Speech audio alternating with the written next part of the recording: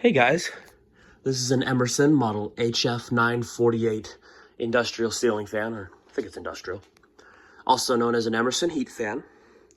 This is the one that came after the original ones, which were blender fans. I think someone named them that. No Emerson tag on the motor. This is a newer one. Can't remember how new though. If I find it, I'll put it in the description. Started up on low on the Banville control. As I said previously, I set that control to the lowest speed trim possible for these fans, or for the previous fans. It works really well with this fan too. I have a nice good aesthetic low, while not being completely impractical. There, can't talk. So I got this fan new in box, and to be honest, I didn't expect to get the 48-inch one, because I'm dumb. I was expecting to get the 56-inch one. But I got the 48-inch and can't complain because it is probably a little more rare. So I am very happy with this fan. This is, as I said in my second century video, this fan is probably the strongest fan out of all the fans in my collection, or the ones hanging, and probably in contention for the best fan in my collection in terms of air movement. So we'll give it a quarter turn here. It's more of a fifth, but that'll do.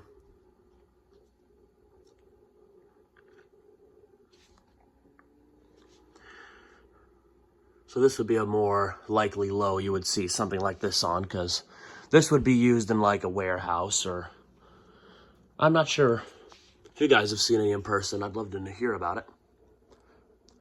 I wonder if these would have been used at like a Home Depot, kind of like the Dayton Leading Edge, which these two fans look almost identical. The only way you can tell them apart really, well, is the way I can tell them apart is if the motor has that little piece in it in the center or not. I think older ones actually had Emerson written on it or engraved on it. Do another fifth of a turn here. And the Emersons have the Emerson logo stamped onto it, while the Daytons just have that part hollowed out. I'm sure if I had the two side by side, I could see the differences, but for now I'm just going off memories of the ones I've seen.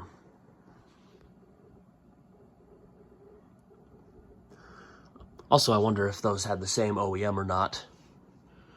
But of course, I'm just guessing at this point.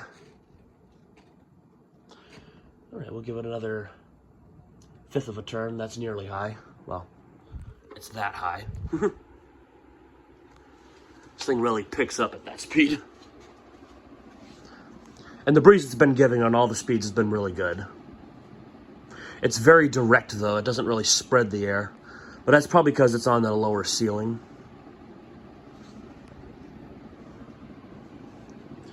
And we'll turn it up to high.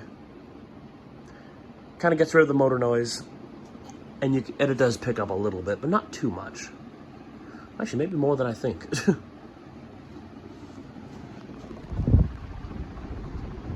This thing's strong.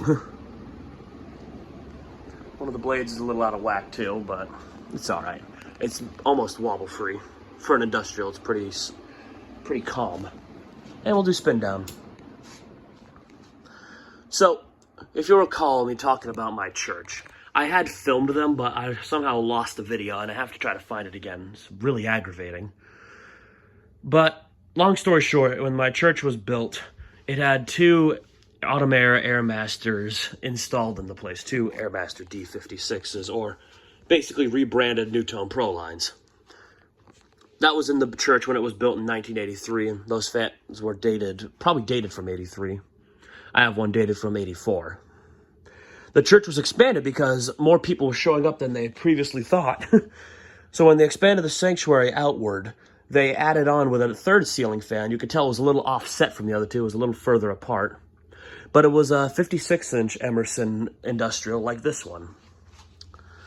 And I remember always wondering why one was different. I guess maybe it replaced one of them, but then I remembered how the story of how it was remodeled and added on to.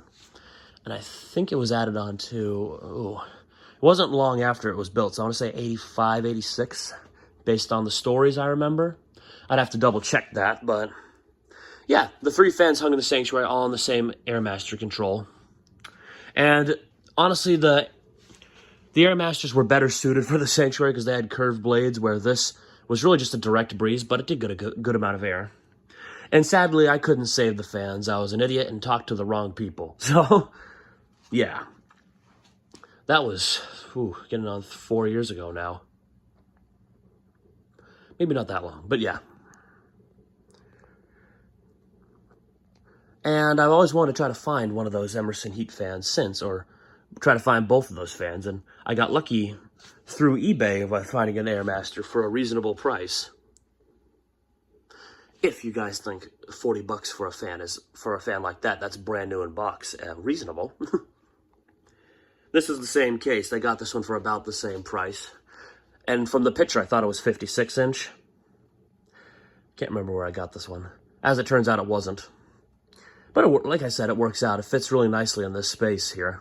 This is probably my favorite industrial I've hung here in terms of just practicality. And it stops, so let's do 0 to high on it. And it's probably one of the most powerful industrials I've put here. It's stronger than the Relight Airmaster. I'd say it's definitely stronger than the Little Gold line, but that's just because it's so much smaller. Stronger than the Caribbean Breeze. Yeah, it's just stronger than all the fans here. It's probably tied with the 2nd Century. So yeah, there it is, my Emerson Heat Fan Industrial. So thank you for watching and have a good day.